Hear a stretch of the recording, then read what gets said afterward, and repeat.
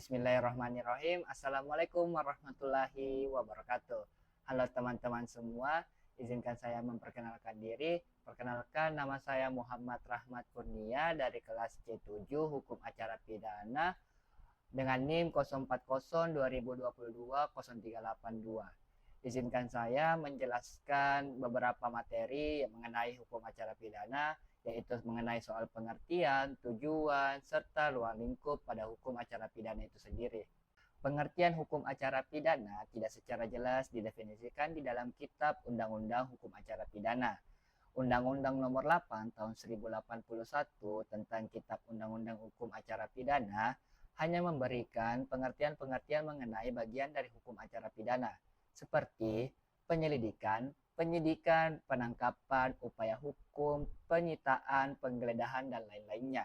Hukum acara pidana sendiri merupakan aturan-aturan yang dapat memberikan sebuah petunjuk apa yang harus dilakukan oleh para penegak hukum dan pihak-pihak lainnya, yang termasuk di dalamnya apabila persangkaan bahwa hukum pidana ini dilanggar. Menurut para ahli, Wirjono Projodikoro, bahwasannya hukum acara pidana merupakan suatu rangkaian peraturan yang memuat cara bagaimana badan-badan pemerintah yang berkuasa seperti kepolisian, kejaksaan, dan pengadilan bertindak guna mencapai tujuan negara dengan mengadakan hukum pidana.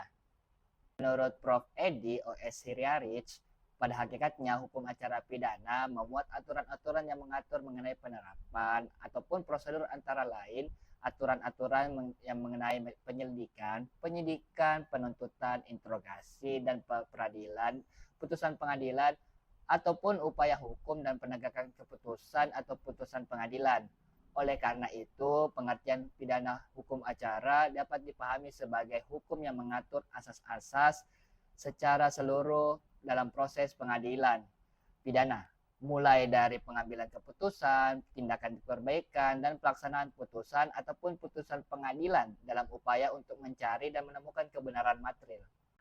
Adapun tujuan dari hukum acara pidana, yaitu tujuan yang pertama mencari dan mendapatkan kebenaran material, yaitu kebenaran yang selengkap-lengkapnya dari suatu tindak perkara dengan menerapkan ketentuan hukum acara pidana secara jujur dan tepat, dengan tujuan mencari siapa pelakunya yang dapat didakwakan melakukan suatu pelanggaran hukum, dan selanjutnya meminta pemeriksaan dan putusan dari pengadilan guna menentukan apakah terbukti suatu tindak pidana telah dilakukan dan apakah orang yang didakwa itu dapat dipersalahkan. Yang kedua, melaksanakan putusan pengadilan setelah upaya hukum dilakukan. Putusan pengadilan telah mempunyai ketentuan hukum tetap, maka jaksa melaksanakan suatu putusan pengadilan.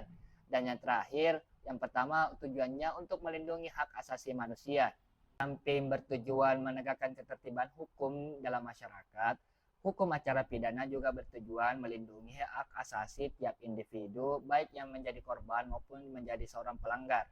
Tujuan hukum acara pidana seperti dikemukakan dalam pedoman pelaksana KUHP seperti dikutip di dalam rumusan menjadi 3 fungsi. Menurut Van Bemmelen, yaitu yang pertama mencari dan menemukan kebenaran, yang kedua pemberian keputusan oleh hakim, dan yang ketiga melaksanakan suatu keputusan.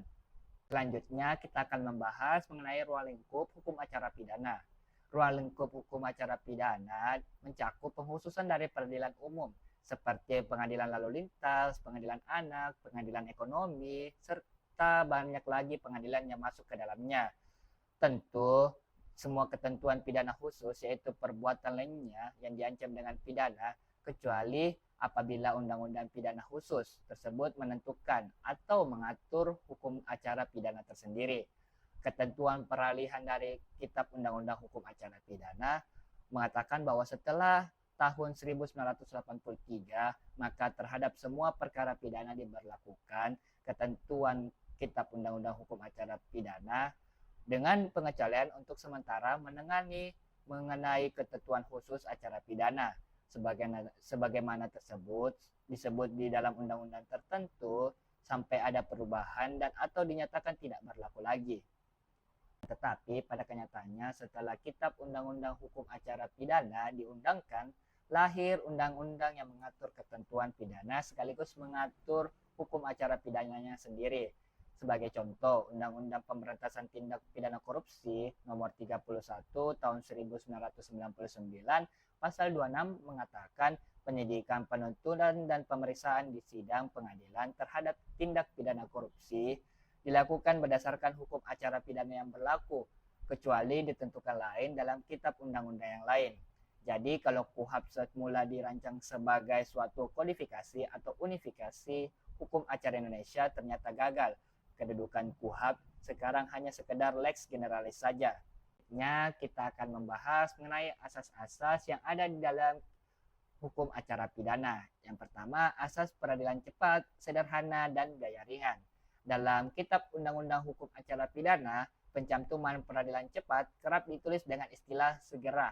Adapun asas hukum acara pidana ini dimaksud untuk menghindari penahanan yang lama sebelum ada keputusan hakim dan serta mereka merupakan bagian dari hak asasi manusia.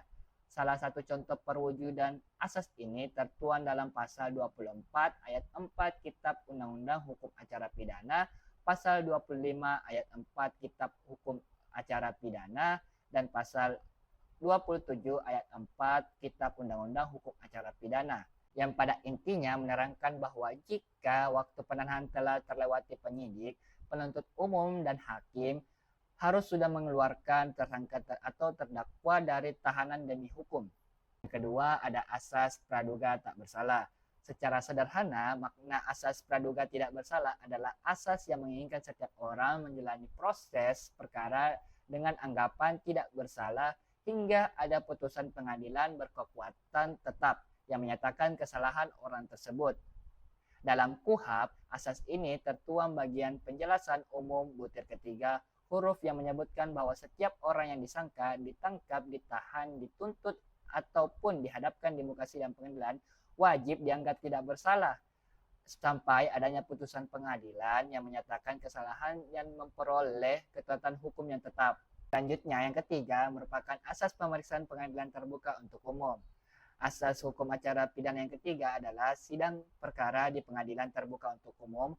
Artinya, setiap orang boleh menghadiri dan mendengarkan pemeriksaan pengadilan. Hal ini sebagaimana diterangkan pada pasal 153 ayat 3 dan 4 KUHP yang menerangkan ketentuan tersebut. Terus, yang keempat, asas semua orang diberlakukan sama di depan hakim. Pada intinya, asas ini bermakna semua orang harus diberlakukan hal yang sama pada di pengadilan. Hal ini sebagaimana dimuat pada pasal 4 ayat 1 Undang-Undang Kehakiman yang menerangkan bahwa pengadilan mengadili menurut hukum dengan tidak membedakan-bedakan orang.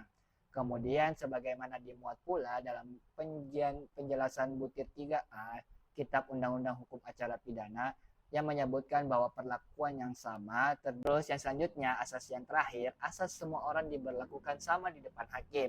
Pada intinya, asas ini bermakna semua orang harus diberlakukan sama di depan pengadilan. Hal ini sebagaimana dimuat pada pasal 4 ayat 1 Undang-Undang Kehakiman yang menerangkan bahwa pengadilan mengadili menurut hukum dengan tidak membedakan-bedakan orang.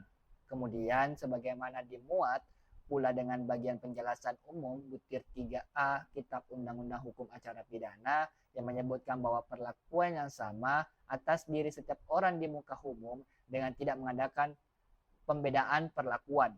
Itulah tadi penjelasan mengenai pengertian, tujuan, ruang lingkup, serta asas-asas dalam hukum acara pidana. Semoga teman-teman dapat mengerti apa yang menjadi penjelasan di dalam video ini. Mungkin cukup sekian dan terima kasih buat teman-teman yang telah mendengarkan. Wabillahi taufiq wal hidayah. Assalamualaikum warahmatullahi wabarakatuh dan sampai jumpa.